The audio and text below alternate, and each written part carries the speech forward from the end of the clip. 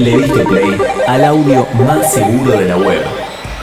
Secure Podcast. Un podcast de seguridad informática hecho por y para la comunidad. Secure Podcast. Modo on. Buenos días, buenas tardes, buenas noches. ¿Cómo dicen que les va? Mi nombre es Marcelo Temperini. Estamos en un nuevo episodio de este año 2026 de Secure Podcast. De este podcast hecho por y para la comunidad. Es un gusto poder volver a estar con ustedes. Con algo que queríamos, que nos costó un poquito volver a comenzar, pero queríamos volver a hacerlo y con un gran invitado que ya lo vamos a presentar. La presento a ella, mi primera compañera de la mesa de esta tarde de grabación, que es Marcela Pallero. ¿Cómo estás, Marce? Hola, buenas tardes, Marce, buenas tardes, buenas noches, buenos días. Un gusto otra vez, y es cierto, nos costó. Acá estamos. Bueno, gracias por estar, Marce. También está ahí conectado Maximiliano Macedo. ¿Cómo estás, Maxi? ¿Cómo va? Muy bien, acá con muchas ganas de volver a arrancar. Nos costó muchos incidentes en el medio, de todo tipo, y creo que vamos a abordar un poco por ahí el tema. Bueno, de eso se trata, y vamos a tener una conversación más que interesante con una persona que tiene muchísima experiencia en el ámbito de la ciberseguridad, y ya mismo lo vamos a estar presentando. Se trata de Pablo Romanos, especialista en ciberseguridad. Pablo vivió durante varios años en España, es ingeniero, graduado de la Universidad de la Marina Mercante, es posgraduado de la Universidad Politécnica de Madrid en Seguridad, Redes, Aplicaciones y Servicios, tiene un MBA de la Universidad Abierta Interamericana, tiene mucha especialización en la materia y actualmente se está desempeñando como líder del Centro de Ciberseguridad de Buenos Aires, el CECIRT, y está al frente de la definición e implementación de las políticas de seguridad del gobierno de la ciudad de Buenos Aires. Pablo, bienvenido a Secure Podcast. Bueno, muchas gracias por la invitación, y es un gusto estar acá con ustedes, Marce, bueno, Marcela también, los dos Marce, así que muy contento, y Maxi también, ¿no?, que está ahí conectado. Sí, la verdad es que sí. Bueno, Pablo, vamos a tratar de arrancar con un tema que para nosotros es de mucho interés, sobre todo, bueno, por ahí lo que me toca a mí más de la parte de compliance y la parte más normativa de la ciberseguridad, que es poder comentar con vos y con la gente un poco la existencia de esta disposición. En realidad es una disposición, la primera del año 2026, del Centro Nacional de Ciberseguridad. Un organismo que también ha mutado, ¿no?, que ha cambiado en este último gobierno argentino. Y bueno, queríamos preguntarte a vos qué te parecía, un poco para que cuentes, porque sabemos que estuviste un poco también en ese primer evento que se hizo como una especie de lanzamiento de esta disposición, y saber tu opinión acerca de la misma.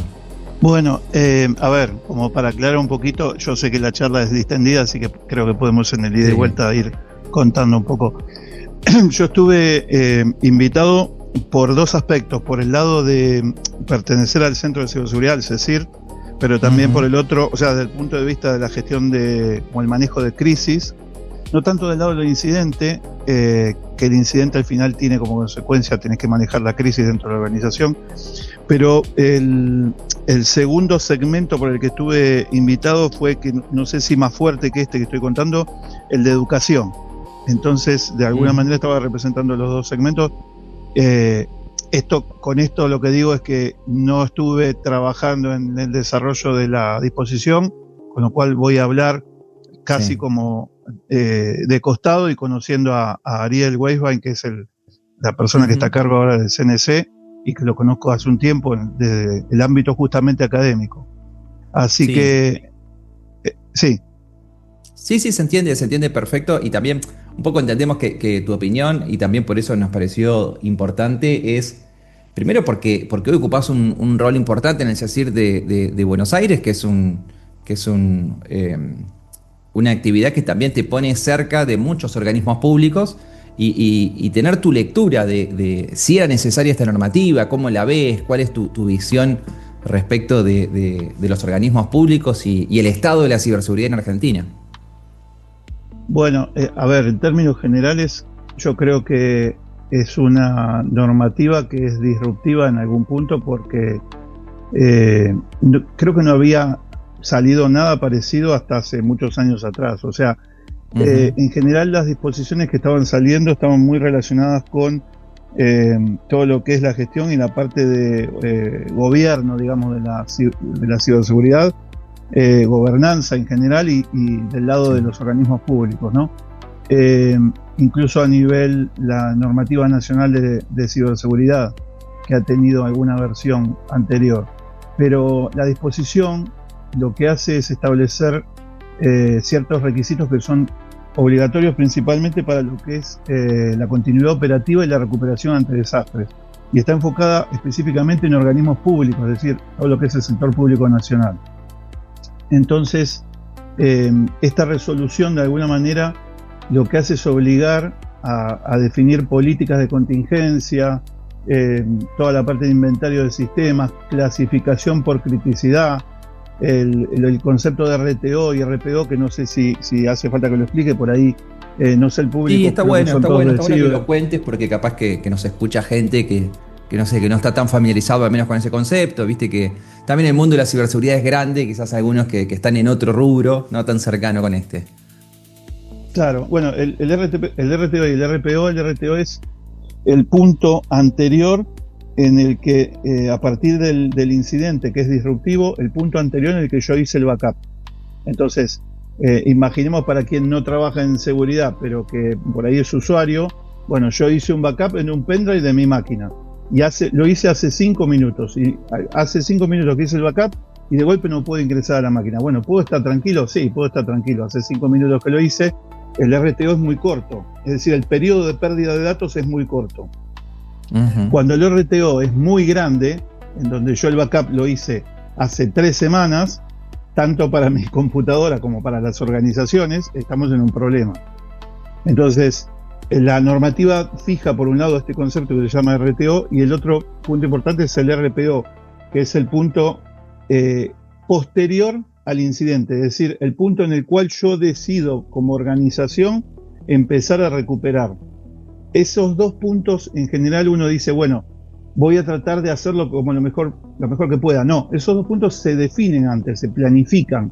No es que me sucedió el incidente y veo a ver cómo recuperar. No, el RTO lo debo tener predefinido y el RPO también. Es decir, el RPO es cuándo yo voy a empezar a recuperar después del incidente. Y hay toda una preparación para eso, ¿no? Y dentro del RPO, que es cuando yo voy a recuperar, también tengo que tener muy claro qué es lo que voy a recuperar. No puedo recuperar todo el negocio a los 2 días o al día siguiente, porque es imposible. No todo es prioritario, no todo es crítico. Si todo es crítico, no hay nada crítico. A veces las organizaciones te dicen, no, ¿qué es crítico? Y acá es todo crítico. Bueno, entonces no tenés nada crítico. Y te miran. No, es que es así. O sea, la criticidad es para separar. Cuando vos clasificás por criticidad, que es justamente lo que dice la norma, ¿no? La disposición. Cuando vos clasificás por criticidad es porque querés separar una parte de otra. Entonces lo crítico es lo primero que recupero después de este concepto de RPO. O sea, pasó 1 día, 2 días, yo tengo identificado como RPO que son 48 horas, a las 48 horas empiezo a recuperar mi primer grupo de activos, que pueden ser aplicaciones, bases de datos, a partir del concepto de procesos. Dependiendo de la organización y cuán madura esté, las organizaciones definen el RPO en base a procesos. Eso es lo lógico, porque de ahí sale el VIA. Ahora vamos a explicar lo que es el VIA. Ahí me quería dale, súmate, Marce. Gracias, Pablo. No, un poco creo que esto también en una charla informal por ahí lo habíamos comentado. Y justamente esto que dice al final Pablo, que el tema es sobre los procesos, ¿no? Y muchas veces, o sea, todos los estándares y buenas prácticas están basados en procesos. Están basados en que las organizaciones tienen definidos claramente sus procesos y de ahí empieza a sumarse, ¿no? Toda esta capa de procedimientos, normas, políticas de seguridad de la información o ciberseguridad. Entonces un poco que, digamos, uno intuitivamente, cualquiera, ni siquiera que esté en ciberseguridad, entiende que uno tiene que estar preparado para estos incidentes disruptivos, que era justamente, o sea, no cualquier incidente, estos incidentes que realmente pueden interrumpir la operación, digamos, son escenarios críticos para lo que toda organización debería estar preparada, ¿no? Si uno piensa, digamos, todo deberían estar preparados por si se interrumpe. Ahora, el problema un poco en las organizaciones, la administración pública, tiene que ver con eso, con que por ahí, primero que es en la administración pública nacional. Entonces, por ahí, los cambios en las estructuras también cambia la definición de los procesos. Entonces, para empezar a implementar de manera planificada y de acuerdo a estándares, las organizaciones, las de la administración pública, deberían estar primero con esos procesos. Entonces, bueno, eso tal vez podría demorar. Yo estoy absolutamente de acuerdo que apuntar a este tipo de normativa es importante, es necesario, pero lo que pasa es que, digamos, no por justificar por qué no se había hecho antes, sino por entender por qué no se había hecho antes, es que muchas veces no está definidas en las organizaciones públicas el riesgo. Ustedes saben que para entender esto se entiende desde el riesgo corporativo, riesgo organizacional, quiere decir, no es porque sea una empresa o sea una organización. En términos de buenas prácticas, esto depende de riesgo. Y muchas veces en las organizaciones públicas la gestión del riesgo es algo que no se ha adoptado, no se ha abordado, ¿no? Entonces, por eso... Pero, Marce, no sé si coincidís en base a lo que vos estás diciendo. Sí. Está muy relacionado también porque las organizaciones públicas no saben lo que es un proceso. Porque desconta, sin llegar a ser muy duro, ¿no? Pero es que la realidad es que van directamente. Lo dijiste vos, mirá que acá la dura suelo ser yo, así que... No, pero van a los bifes, que está bien. Los bifes, que claro, es el inventario activo tecnológico. Y cuando le hablas de proceso, ¿qué proceso? Te dicen. No, acá no hay proceso. Y van directamente, ni siquiera a capa de información, directamente a aplicaciones y base de datos, ¿no? Yo creo que pasa por ahí también un poco el tema. Coincido completamente, digamos, que son, digamos, los procesos y el inventario de actividad, porque uno empieza primero por los procesos, después dice, bueno, ¿qué información tienen esos procesos o qué sistemas? Y después los sistemas, la información y los sistemas que le dan soporte, la infraestructura que le dan soporte a los procesos, ¿no? Digamos, en los estándares uno va más o menos por esa guía, pero bueno, al no tener este diseño de procesos, es difícil después implementar el resto. Y yo creo que la demora estuvo por ese lado, pero claramente había que abordarlo, ¿no? Me sumo con una pregunta para los dos, ¿no? También porque esto es la búsqueda de este tipo de charlas, es, en su experiencia, los dos tienen mucha experiencia, ¿no? en este tipo de proyectos en organismos públicos. Previo a que un organismo público pueda preocuparse o preguntarse por los tiempos del RTO, del RPO, ¿qué debería tener sí o sí hecho? Viste que hay como determinados escalones, porque por ejemplo, acá hay cuestiones, estoy leyendo la normativa, cuestiones básicas que para nosotros quizás son básicas, que es definir roles, responsabilidades, clasificación, aspectos que hacen, ¿no? a la gestión de la seguridad de la información, que son quizás un pasito antes, ¿no? Para mí, yo creo que, perdón, que tomé yo la palabra, no sé si querías hablar más. Yo iba a hablar justo del VIA, que está relacionado con el RPO y el RTO, ¿no? Uh-huh. El VIA es la consecuencia de haber definido el RTO y el RPO, es el análisis de impacto en el negocio.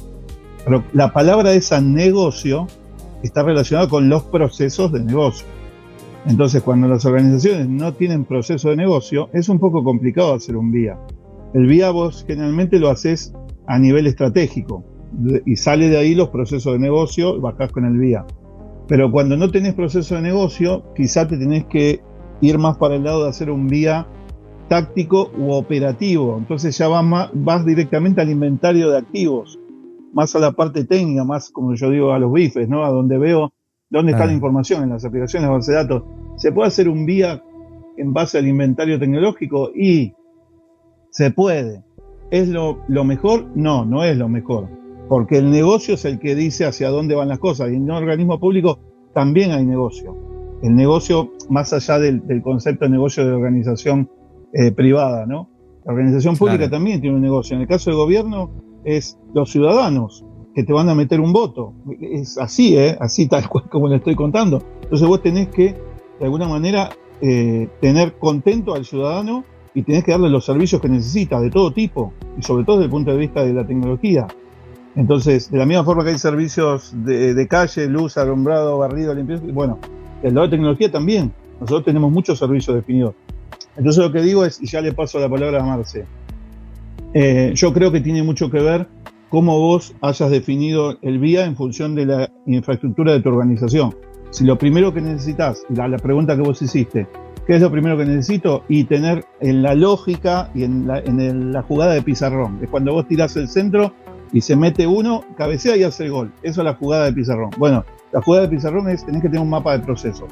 Ahora, no tengo mapa de proceso. ¿Lo podés hacer igual?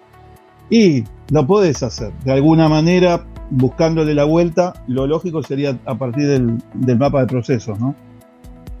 Sí, yo ahí tengo algunas reflexiones, consideraciones, ya desde hace un tiempo. El punto es que en la administración pública, cada rol o función está definido por misiones y funciones en actos administrativos, ¿no? ¿Qué quiere decir esto? Ahí Marcelo tiene su aporte, pues el abogado de la sala. Pero quiere decir, en la administración pública, cada persona que tiene una jerarquía tiene definido misiones y funciones, ¿sí? Entonces, si vos no tenés definido a ningún rol y función que tenga que llevar adelante la organización de los procesos, que de hecho para la Administración Pública Nacional estaba un poco centralizado, ¿no? Se entienden las misiones y funciones de áreas de jefatura de gabinete donde, tienen que precisamente identificar que no haya funciones superpuestas, ¿no? Tiene que ver con, originalmente, o la administración pública tenía esa idea.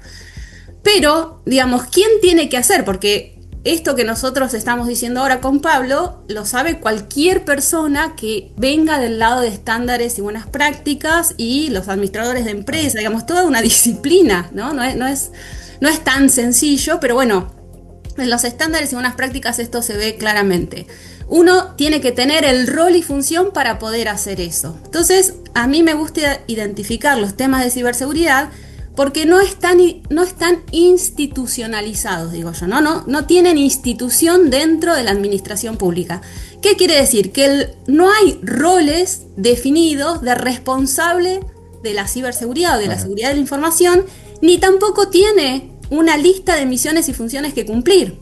En tal caso, podríamos decir lo mismo de riesgo. No hay identificado roles y funciones para gente que tenga que identificar riesgos, ¿no? Entonces, si no está el rol y no está el área administrativa, lo que nosotros o lo que en un área, qué sé yo, porque además, pensemos en los ministerios, no es lo mismo el Ministerio de Hacienda que el Ministerio de Turismo, bueno, hoy Secretaría, sí. No importa, pero quiero decir, porque tiene distintos activos de información, distintos valores, y lo que decía recién Pablo respecto del negocio, ¿no? Que es la misión de esa organización. O sea, la misión de la Secretaría de Turismo es el negocio de la Secretaría de Turismo. La misión de la Secretaría de Hacienda o del Ministerio de Hacienda es el negocio, ¿no? En esos términos hablamos de negocio.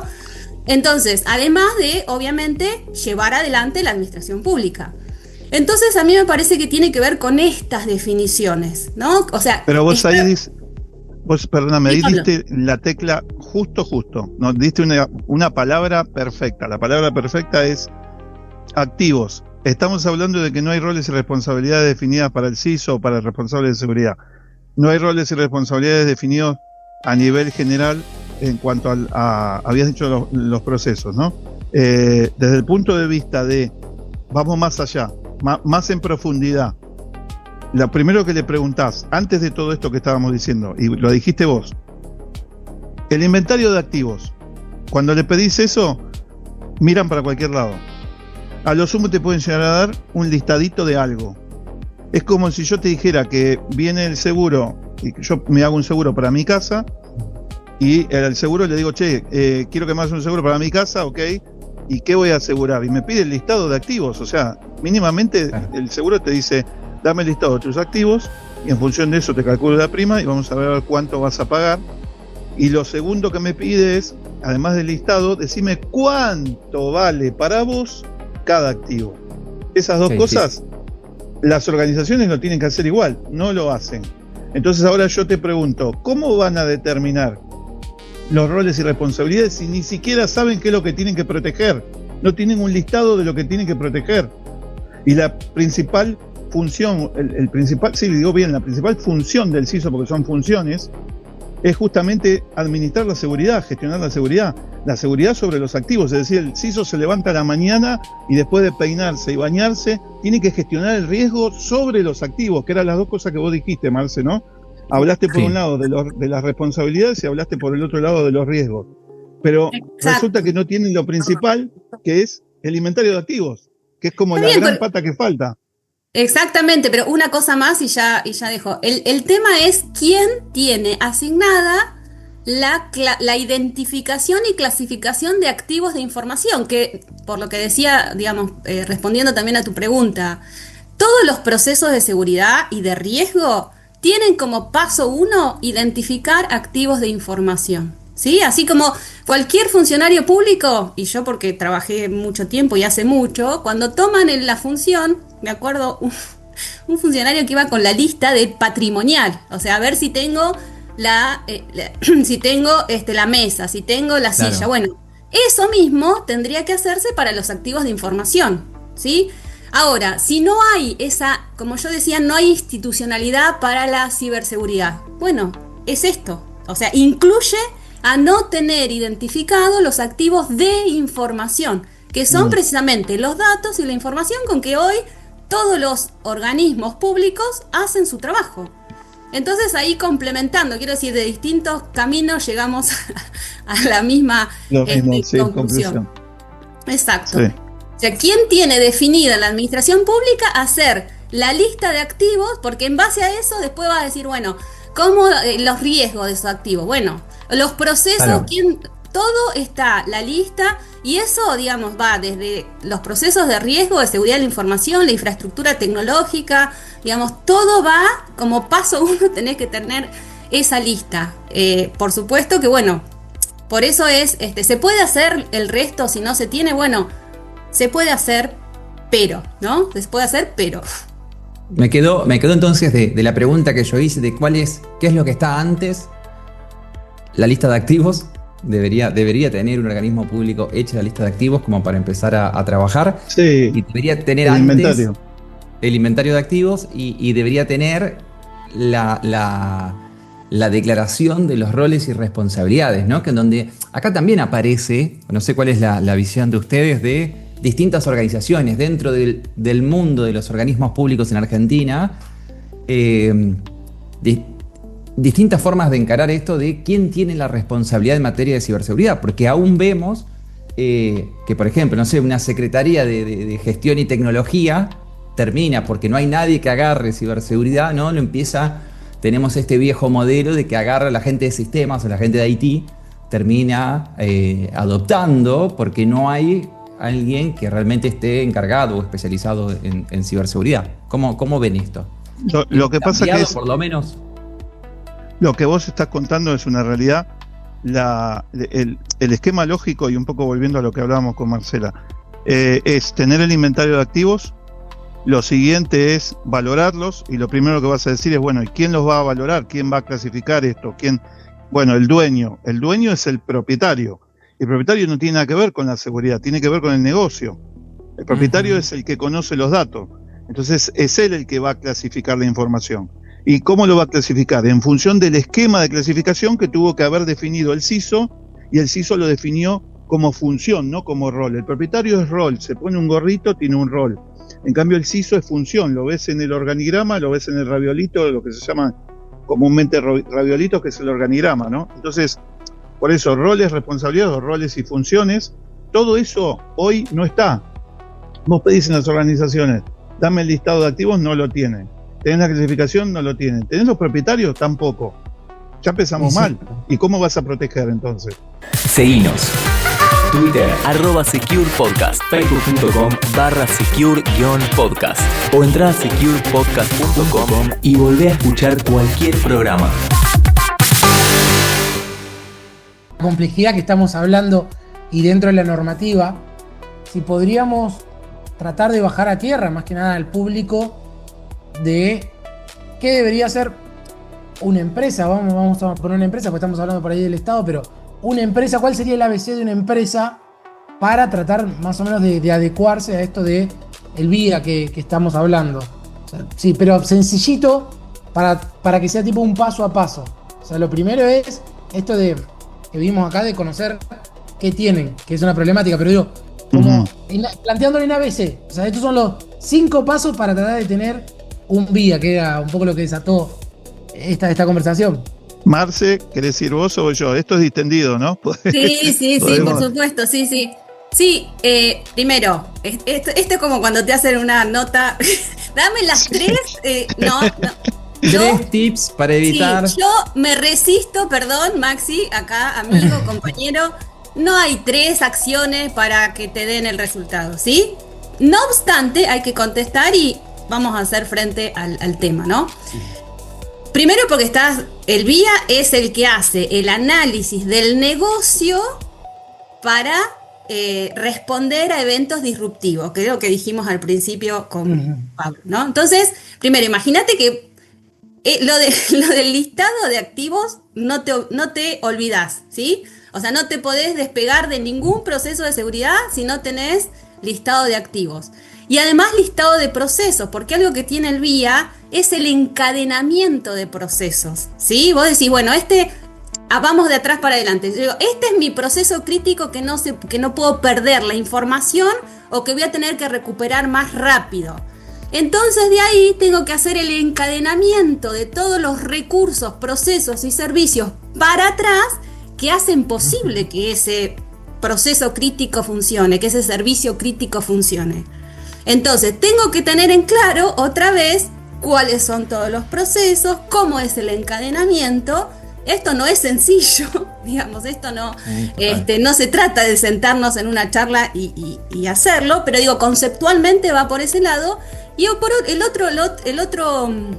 el otro proceso crítico que tiene el VIA es el análisis de riesgo. O sea, ¿qué amenazas pueden hacer que mi organización interrumpa sus servicios? O sea, que deje de entregar servicios o productos al nivel, ¿no?, aceptable.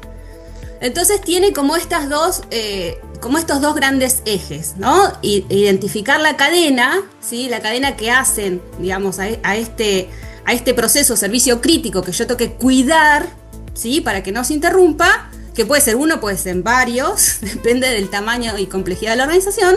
Y por el otro lado, de los riesgos. Tengo el mismo VIA, ¿no? Esto estamos hablando de un plan de continuidad del negocio, finalmente.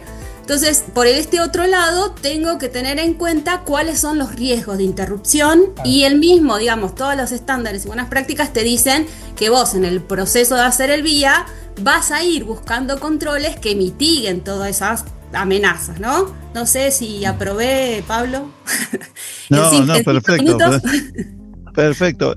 Hace unos días estábamos hablando con Maxi y con Marcelo, que no sé si recuerdan hace unos días que hablábamos de los inventarios y salió el tema de cómo armás el inventario, y es un poco lo que estaba diciendo Marcela, ¿no? Vos tenés el proceso arriba de todo, debajo tenés la información que alimenta ese proceso, debajo de la información tenés las aplicaciones, tenés las bases de datos y tenés los servidores, que es toda la infraestructura de TI. Y si seguís yendo para abajo tenés segmentos de red, la conectividad, switches y demás, no sé, sistemas operativos que está un poquito más arriba, hasta llegar al data center. Ese es el concepto de todo lo que sería el inventario. Y las relaciones funcionales entre los activos, que es esto que hablaba Marce de cómo están interconectadas, cuáles son los procesos, ¿no? Para poder definir el VIA vos tenés que tener en cuenta todo eso, lo tenés que tener armado, porque si no es muy difícil. Yo te hablo del proceso y el proceso es una nube en el cielo. ¿Y cómo lo veo? Está allá arriba. Pero tenés que bajarlo a tierra. Claro. La nube está conectada con no sé qué, hasta que lleva la base de datos, la aplicación, el servidor y el data center, digamos, si querés ir bien abajo, ¿no? Entonces, sí, también están los proveedores ahí también, o sea, si tu proceso crítico depende de un proveedor crítico, se cae el proveedor y fuiste con el proceso. Entonces, digamos, todo ese encadenamiento, ¿no?, que te permite dar tu proceso crítico, entregar tu servicio, tiene que ver con todas tus cuestiones internas, pero además de la cadena de suministro, ¿no?, la famosa cadena de suministro. Sí. Entonces, por eso cada vez es tan crítico este último factor. Sí, cuando yo hablo del inventario es ya contemplando el concepto de SaaS, IaaS, PaaS y los proveedores, ¿no? En diferentes niveles, que se hace todo un combo, una ensalada linda que lo tenés que tener en cuenta. Pero lo que digo es que vos ahí evaluás el riesgo en función de probabilidad, impacto, amenazas, catálogo de amenazas, catálogo de vulnerabilidades, pero también cuando vos empezás a trabajar en el riesgo, lo que está bueno es porque vos haces el análisis de riesgo y tenés resultados, y para sacar el vía, generalmente en el análisis de riesgo vos las 3 componentes las considerás la confidencialidad, la integridad y la disponibilidad. Pero en el vía, la única componente que tenés que considerar es la disponibilidad, porque la confidencialidad y la integridad no me interesan para el vía, porque es disponibilidad, es continuidad de negocio, tiene que ver por el lado de la disrupción, ¿no?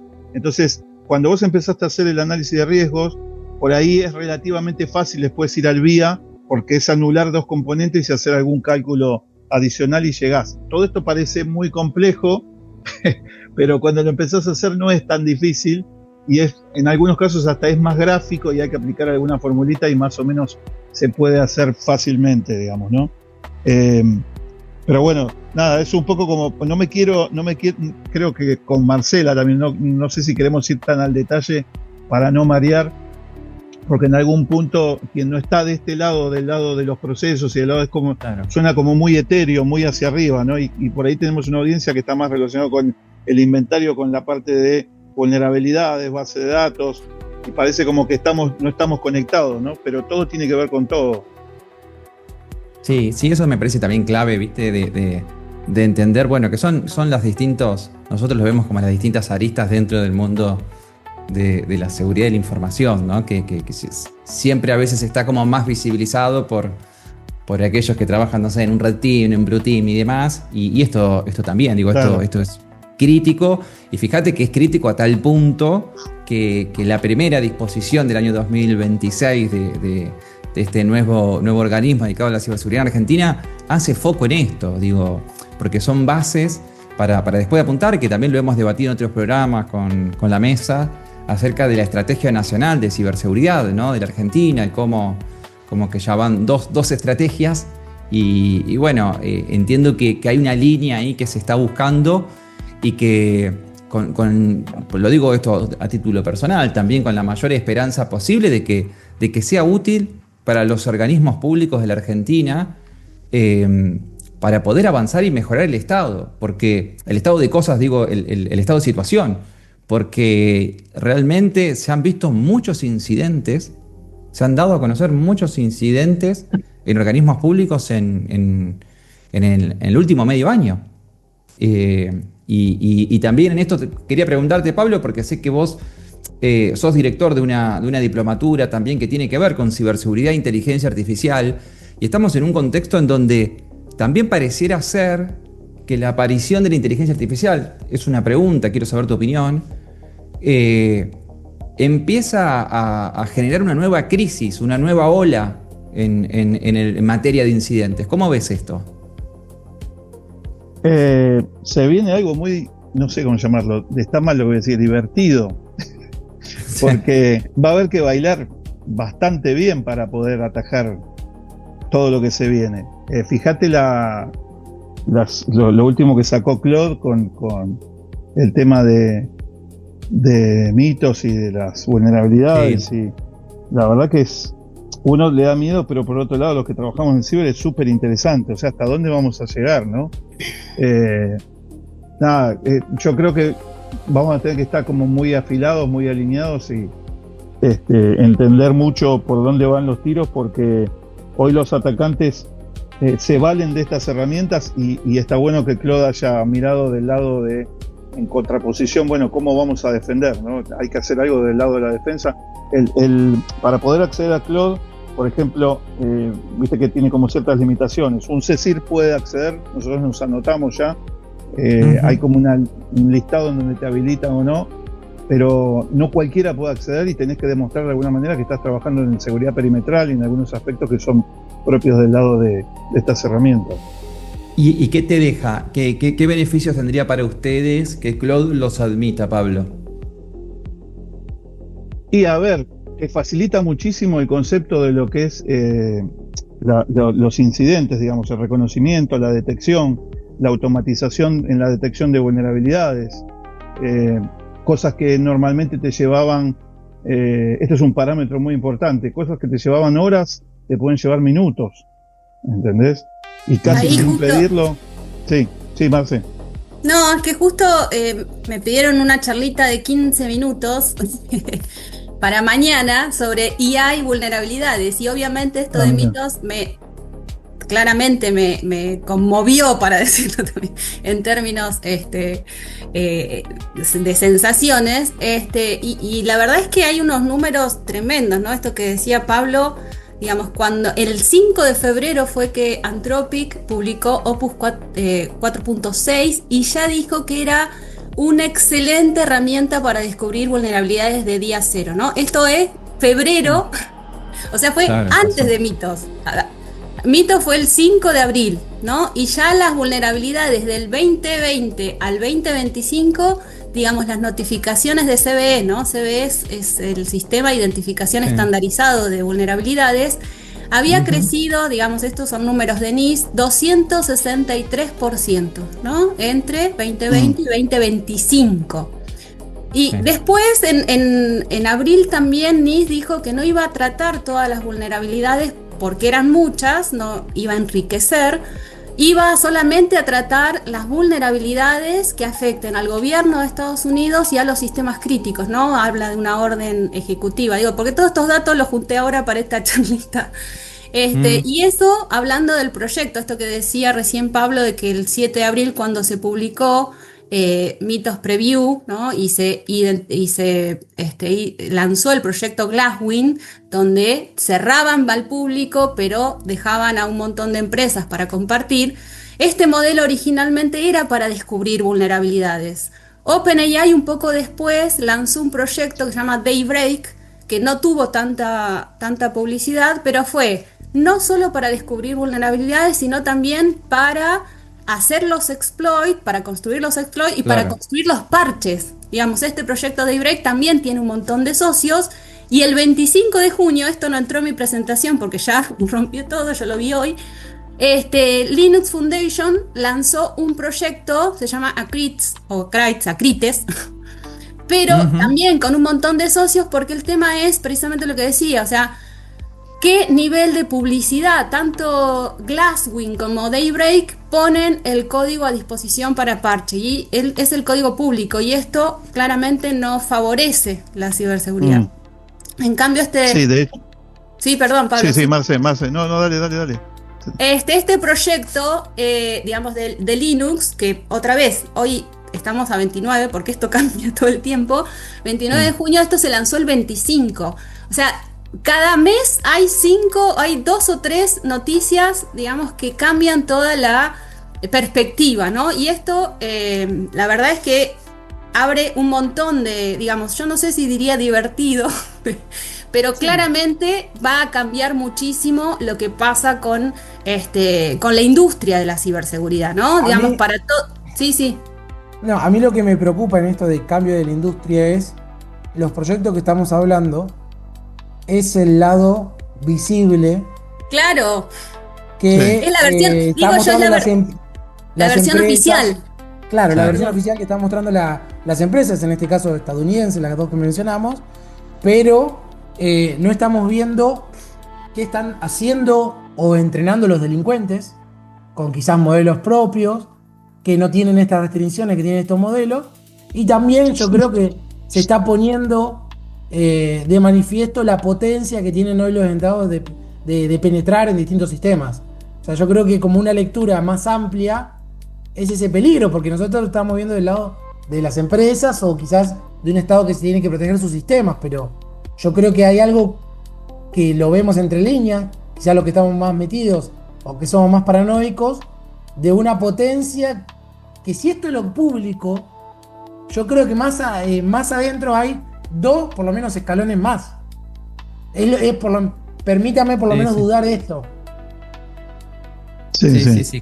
¿Cuál es la verdadera Sí. profundidad de este tipo de proyectos? No, yo me quedo pensando también, como para hacer una interconexión entre los dos temas, de cómo comenzamos hablando del difícil momento para los organismos públicos en materia de ciberseguridad, cómo no hay en muchos organismos todavía un inventario de activos, no vamos a decir todos porque algunos sí ya han trabajado y tienen más desarrollo y otro nivel de madurez, pero a nivel general, si uno tuviera que describir en la Argentina, falta bastante nivel de madurez. Eso por un lado, y por el otro estamos hablando de el lanzamiento de tecnología con una capacidad de no solamente descubrir una brecha, una vulnerabilidad que no estábamos viendo, sino la posibilidad de explotarla de forma automatizada y de forma rápida, generar un exploit que sea funcional. Como que son dos lugares muy alejados, ¿no? Veo ahí una brecha enorme que lo que a mí me da miedo, o más que miedo es como cierto nivel de frustración, es lo que queda en el medio son los datos, y son los datos nuestros muchas veces, porque esos organismos públicos, gran parte de la información y del valor que tienen ahí tiene que ver con los ciudadanos. Porque si esto ocurre en una empresa privada, bueno, la empresa podrá quedar expuesta, podrá la competencia acceder a otro tipo de información, pero en el caso de organismos públicos, cuando sale mal, nos afecta a todos. Sí, tiene una repercusión muy grande a nivel público. Lo que decía Claude, me estaba acordando, es que ellos también lo sacaron desde el punto de vista porque consideraban que había nuevos riesgos para las organizaciones y en general para gobierno. Entonces hablaban de, no sé, por ejemplo, malware asistido por IA, que es algo relativamente nuevo, ataques de phishing avanzado, ransomware avanzado, ingeniería social a partir de IA, no sé, deepfake. Hablaban, va por el lado de que sacan una herramienta para defenderse, pero también eso puede generar, por supuesto, nuevos riesgos, tanto para el ambiente público como para el privado, ¿no? Sí, un poco lo que decía Maxi, ya para cerrar y no demorarnos, pero también está toda la parte que no conocemos, pero que sabemos que pueden estar usando los delincuentes, y también está todo el tema de los modelos abiertos chinos, ¿no? Porque ya hay publicados, digamos, todos estos modelos que tienen las mismas capacidades y son abiertos, o por lo menos casi las mismas capacidades que mitos, y estos modelos no van a poder ser frenados por lo menos por el gobierno de Estados Unidos. Entonces, digamos, el problema es un poco más grande. Quiero decir, bueno, sí, Pablo. No, meto un bocadito nada más.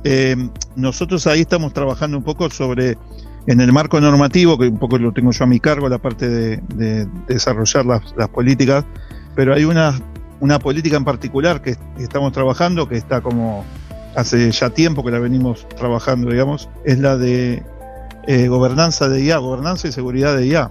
Es decir, ¿cómo vos vas a permitir, no solamente del lado afuera, olvidémonos del lado afuera, que ya sabemos que es un riesgo tremendo, pero después cómo vas a regular el uso de la IA adentro de la organización, adentro del organismo? Todo el mundo se puede conectar y puede meter los datos de los ciudadanos adentro de un ambiente no controlado y hacer pruebas. Me parece que no, y eso hay que tenerlo en cuenta. ¿Cómo lo vamos a regular? Totalmente. ¿Entendés? Vamos a dedicar un capítulo de Secure Podcast, porque es un tema que creo que es de mucho interés, porque se está trabajando mucho el tema de gobernanza de inteligencia artificial. Es clave esto, Pablo, que mencionás. Ustedes también, te digo, Pablo, para dar cierre, para hacer una reflexión final, también para comentar tus redes o dónde la gente también te puede encontrar.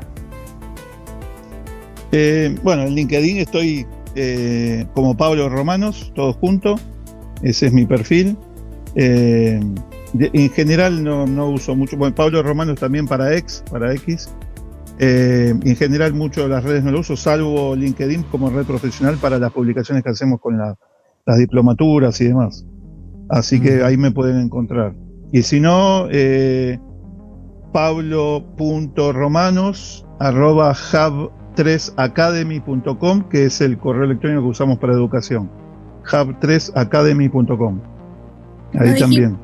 Claro, no dijimos nada, pero digamos las otras diplomaturas, que son las de OT, ¿no? Que son, digamos, súper recomendables, y es todo otro mundo todo otro Sí, mundo, la de pero que ahí OT también, ese es otro capítulo donde podemos llamar a Sí, Pablo. Sí, Totalmente. es otro capítulo completamente aparte, completamente aparte. En la DOT, la verdad que hemos tenido mucha suerte porque, bueno, nos ha ido bien estos últimos 5 años, siempre lleno de gente. Creo que es la diplomatura que más gente tiene en Latinoamérica relacionada con OT, así que es muy interesante y hay muchísimo trabajo en OT. Los perfiles, o sea, son muy buscados los especialistas en ciberseguridad en OT y les pagan hasta 3 veces más. Entonces es como que está explotando, porque aparte no hay especialistas. ¿Sí? Y les cuento algo más que es para otro podcast más. No hay abogados que sepan de OT. Así que Nos pasamos Otro todos. rubro. Otro rubro. No, pero la verdad que está bueno. Lo vamos a anotar y te vamos a volver a invitar, Pablo, para hablar de OT, que me parece que es algo que también es otro rubro poco conocido o poco visibilizado dentro de la industria y es muy necesario. sí, totalmente. Bueno. Bueno. Marce, reflexiones finales. Sí, no, quiero un saludo porque ya sé que se tiene que ir, así que bueno, muchas gracias, siempre un gusto hablar de estos temas, Maxi, Pablo, Marcelo. Sí. Gracias. No, gracias a vos, Marce. Maxi, reflexiones finales para cierre de este capítulo de Secure Podcast. No, la dificultad de abordar tanto del Estado como de las empresas privadas, esto de la continuidad, producto de desconocer a veces qué herramientas tienen, cómo las implementan, cuánto vale. Me encantó el ejemplo que dijo Pablo. Yo creo que ese ejemplo del seguro, de cuando vos contratás el seguro para tu casa, de saber cuánto valen tus muebles, de saber cuáles son los muebles, yo creo que eso es una hermosa analogía que se pueden llevar para que cada uno que está dentro de una empresa o de una organización lo puedan tener como por lo menos para validar sus activos. Bueno, Pablo, ¿algún comentario o reflexión final para cierre del podcast? No, en general que habíamos arrancado con el tema de la disposición, yo creo que hay un punto importante que nos quedó por charlar, que es el tema de los playbooks y de las pruebas periódicas en general, que muchas veces las cuestiones de por qué falla o por qué tuve la ocurrencia de este incidente está relacionado porque la gente no practica, no hace la prueba periódica. Es decir, estoy tranquilo que tengo backup y lo probaste alguna vez y cuando lo vas a usar por ahí no te funciona. Y hiciste el ejercicio de hacer la prueba de crisis, la gestión de crisis. Con esto ya termino. Digo, el ejercicio de crisis no es algo técnico. Tenés que reunir a la máxima autoridad de la organización y a todas las áreas, a todas las gerencias y a todas las direcciones en una mesa y le dicen, muchachos, estamos bajo ataque de ransomware, ¿qué hacemos? Y no es una resolución técnica, es cómo vos salís a los medios, cómo comunicás el incidente. Hay fases para comunicarlo. Si vos lo vas resolviendo, tenés fases y tiene que haber una persona encargada de los medios. No puede salir cualquiera. Me ha pasado hace poco haciendo un ejercicio de crisis que el responsable de TI decía, porque pregunta a la máxima autoridad, ¿quién sale a contar esto?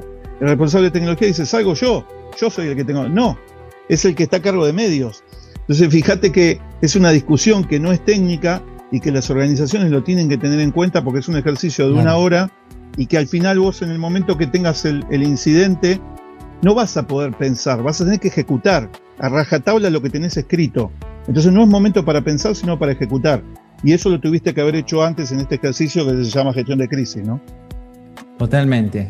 Otro de los temas para abordar en Secure Podcast, gestión de crisis, con el cual adherimos 100%, porque nos ha tocado con Maxi estar en varias circunstancias y bueno, y es muy difícil trabajar sobre algo que donde no hay playbooks, no solo no está chequeado, sino que no está escrito y no pasa nada. Así que la verdad es que otro tema interesante. Gente, se nos terminó el tiempo, no queremos robarle más tiempo del prometido a Pablo.